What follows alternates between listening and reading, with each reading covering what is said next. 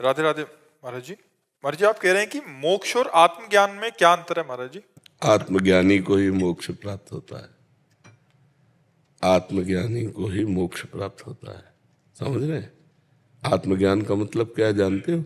अंतर्ज्ञान, अंतर, अपने आप का ज्ञान। अपने आप कौन है? आत्मा है। तो आप अपने शरीर से प्यार नहीं करते? नहीं, शरीर का इतना नहीं होता महाराज। नहीं होता। इसके बाद एक शरीर और है, सूक्ष्म शरीर। इसके बाद एक शरीर और है, कारण शरीर। 3 शरीर है। 3 शरीरों का जब त्याग हो जाता है और अपने स्वरूप का बोध हो जाता है तो मुक्त पुरुष कहा जाता है। मोक्ष कोई पदवी नहीं है, कोई वस्तु नहीं है।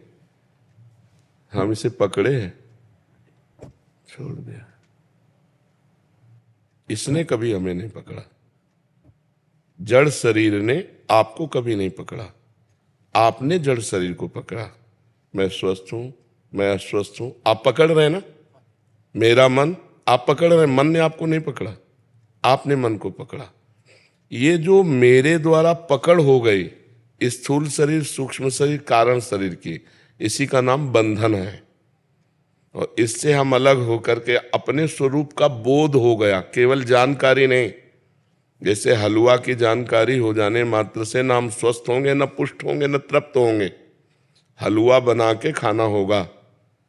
हलवा बनाने की जानकारी का हमें पूरा ज्ञान है, लेकिन हमने कभी हलवा बना के खाया नहीं, तो जानकारी बेकार है ना। आत्मज्ञान है लेकिन आत्मबोध नहीं है, अनुभव नहीं है, तो आत्मज्ञान किसी काम का नहीं। आत्मबोध, जो ज्ञान हुआ उसका अनुभव हुआ, उसका साक्षात्कार हुआ। जैसे हलवा बना के खाया तो आप पता चला, दूसरे को तो बोल रहे 100 ग्राम पानी, 100 ग्राम चीनी, इतना घी, ऐसे ऐसे ऐसे, लेकिन कभी खाया नहीं।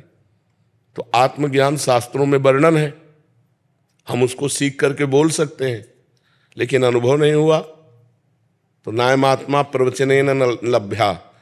ये आत्मबोध प्रवचन करने वाले को भी नहीं प्राप्त होता, न बहुना श्रुतेन, बहुत सुनने वाले को भी नहीं मिलता, न मेधया, बहुत बुद्धिमान को भी नहीं प्राप्त होता। जो इसका अनुभव करता है, अब अनुभव करने के लिए फिर संसार के भोगों का वैराग्य, सत असत का विवेक, इंद्रियों का दमन, मन का निग्रह, परम श्रद्धा गुरुदेव के चरणों में, उनके द्वारा दिया हुआ भजन, चित्त का लक्ष्य पर स्थित हो जाना, मुमुक्षता, मोक्ष के सिवा कुछ अच्छा न लगना, मैं मुक्त होना चाहता हूं। फिर साधना के बल से जब उसे बोध होता है तो तीनों शरीरों का वो राग छूट जाता है।